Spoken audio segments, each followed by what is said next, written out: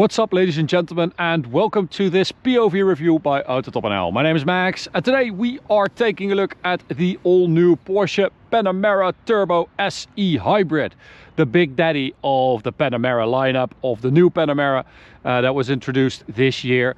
It is an absolute beast of a car, and it is even more powerful than before. So today I'm going to show you around it. We'll take a look at the spec, which is amazing, and then we'll take it for a drive towards the Autobahn for an Autobahn blast. So, what has changed? What do we get on the new Panamera, and what has sort of been carried over from the previous one? Well, we've got a new front bumper design. We've got new headlights as well, which are a bit more squared off, as you can see, so more like the new Macan. Massive air intakes in the bumper to feed the radiators behind it. You get these new turbo badges, Turbonite I think they call it, so it's like this gray, gunmetal grayish badge. You also get it on the key, so it's also maybe a bit like dark chrome. And yeah, it's new for all the turbo models. And well, and I'm not sure if this is an improvement. Let me know in the comments what you think. I think the previous Panamera was a bit prettier. This is a bit more angular, a bit more squared off, which normally I kind of like, but on a swooping car like this, I think the previous one was a bit more handsome. But let me know what you think in the comments. What I do like is that we have these beautiful 21-inch forged wheels with a center lock. Very, very cool. Again, with those Turbonite badges on it. That looks amazing. And behind that, we've got Porsche carbon ceramic brakes as standard on the Turbo S. Yellow calipers here, and we've got these new Michelin Pilot Sport S5 tires. So Michelin turned it around. It is now a Pilot Sport S5 tire, 275 at the front. Really, really nice. We've got an e-hybrid badge there, and this new sort of side vent, which is functional, so very nice to get air out of the wheel wells to reduce lift at the front. We've got a panoramic roof, little side skirt there with some high gloss black, and then at the rear we've got these 325 rear tires. Lovely. That velvet structure is so nice, you just want to touch it. Yeah, so massive rubber here. 325, that is a proper tire. And then at the rear we've got a new LED bar running across the rear, which is sort of a two-part thing, which looks kind of cool. Also a bit like, I don't know, what is that, like Aston Martin-ish, I would say, this part. Really, really like the look of that. We've got the sports exhaust because we have 4 round tips in this, again, this like dark chrome sort of color finish. Normally when you have the regular exhaust, you have these four squared off pots, which is also kind of looks cool. Then you have this wing here, which is deployed at a certain speed, but you can also do that in the system. It's not the best look, I would say, for the car. So, ooh, it raises up with the active ride suspension. But let me just get rid of the spoiler.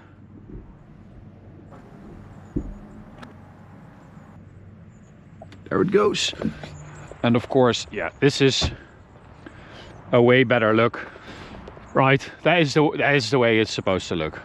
Nice and sleek body at the rear. It is a hatchback, of course, so you have a pretty decent boot, I would say.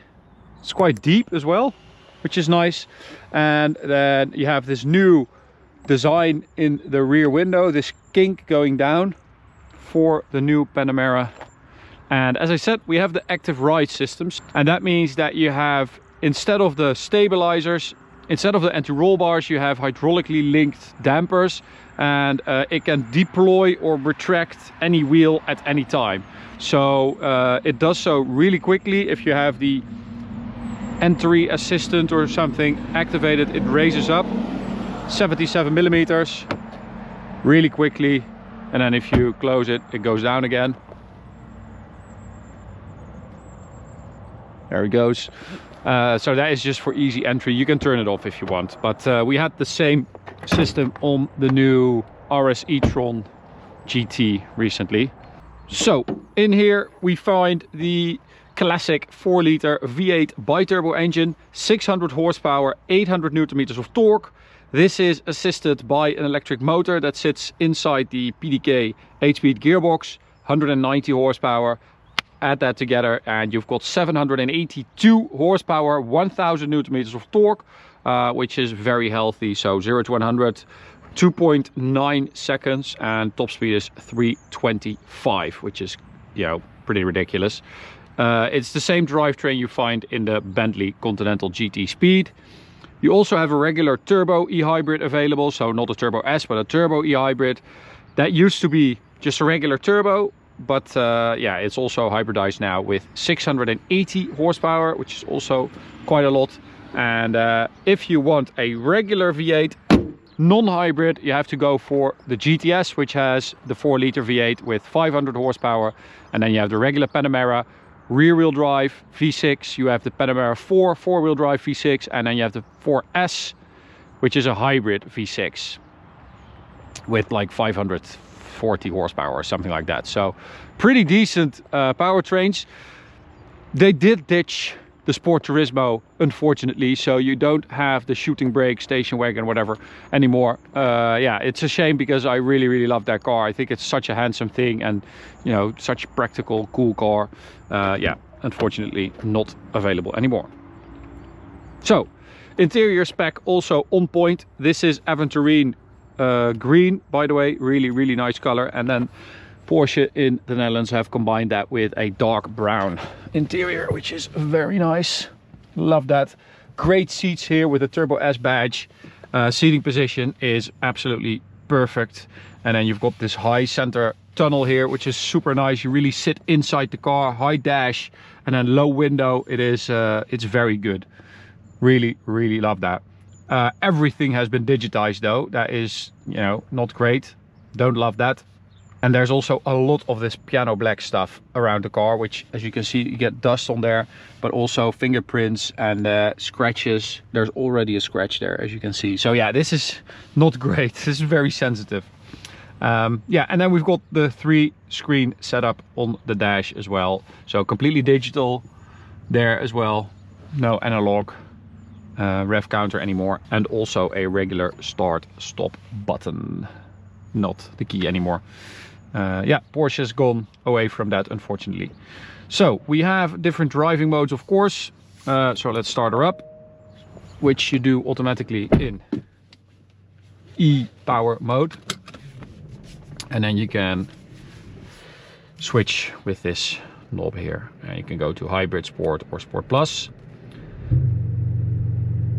And again, you've got that Turbonite badge here on the steering wheel, which is, the steering wheel is just so perfect. Nice and thin, beautifully designed, very simple and elegant. Love that.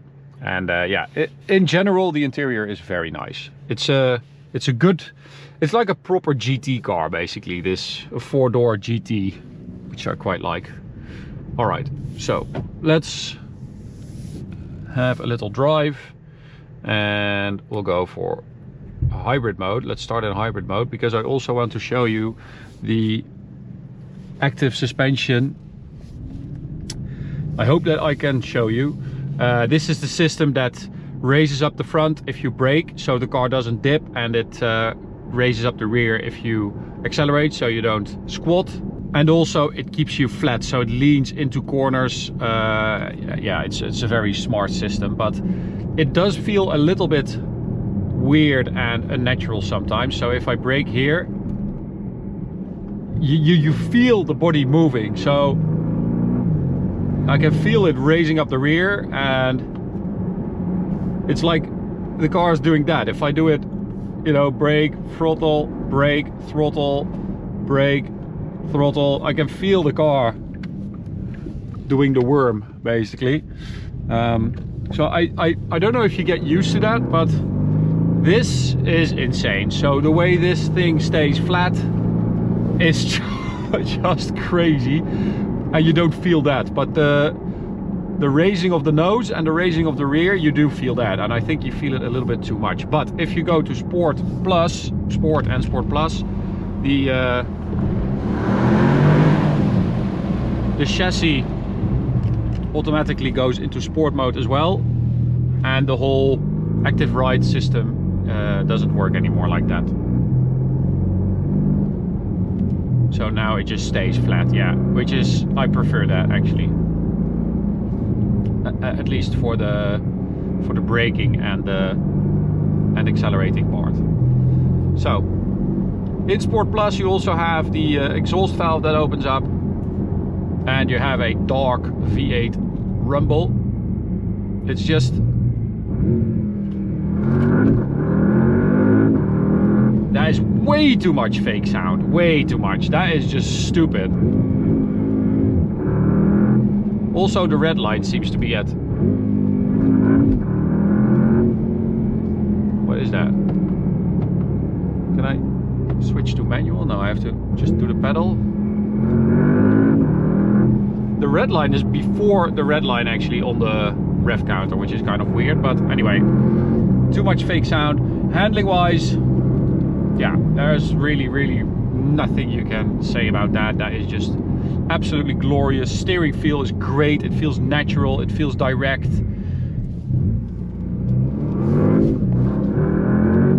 Yeah, this is just basically spot on. So, well, it is quick though. It does pick up well, and because you have that immediate e-boost, yeah, the car just takes off. Let's go this way.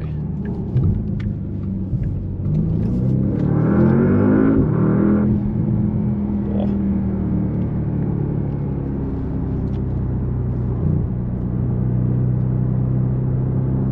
Man, that is insane. That is very flat. Oh. So, onto the Autobahn. 100 to 200, we measured that, we did 7 something,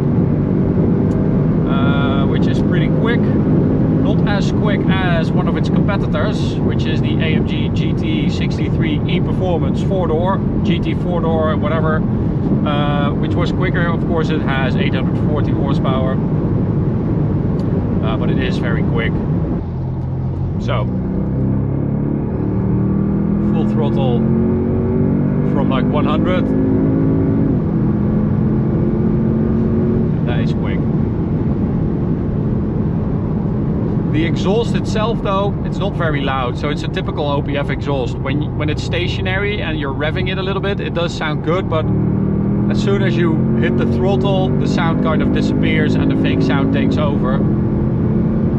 You do hear some resemblance of a V8. It's a bit busy today though, unfortunately.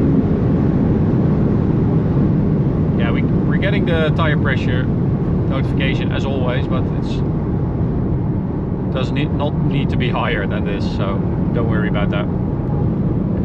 Oh, but it feels so good. It feels so stable and steady and just planted, solid. It's everything I loved about the previous Panamera. They just dialed it up in this one. It feels even more solid and you know, like new Porsches. It almost feels like a big 992, which I like.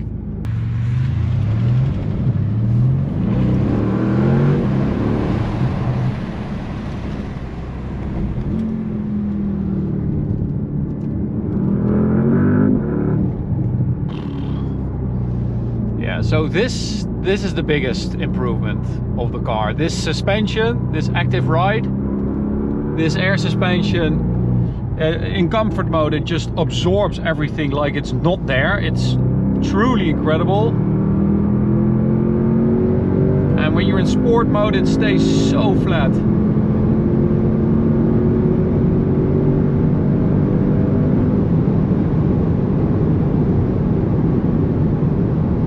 It's like the ultimate continent cruiser. This, you could do this with 4 people all day long and everyone would get out as fresh as they got in. We did measure the 0 to 100 time, and unfortunately we weren't able to do quicker than 3.1. It's supposed to do 2.9, but yeah, maybe perfect conditions, it will do 2.9.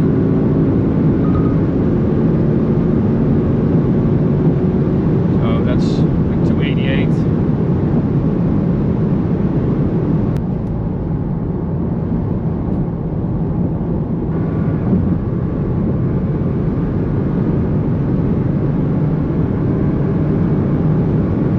I don't know what's up with the screen, but no. So this is one of the drawbacks of digitizing everything, and you know, it's very sensitive to stuff like this, just failures and lags and reboots.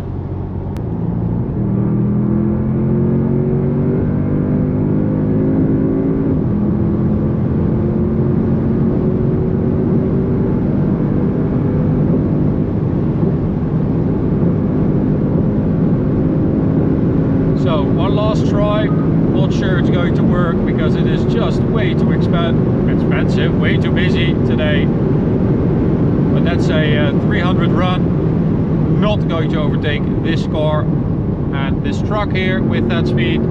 But that was more than I was expecting, because it's just absolutely horrible today. We do have the car for a few more days, so we might try and do another top speed run on a better moment, but that is it. So that's it for this review. Panamera Turbo SE Hybrid, 782 horsepower, Super GT, and yeah, it's even better than before. It's an amazing car. Thanks for watching, I hope you enjoyed it. You can subscribe by clicking the big button in the middle. You can also check out this video, this playlist, and I'll see you at the next one. Bye.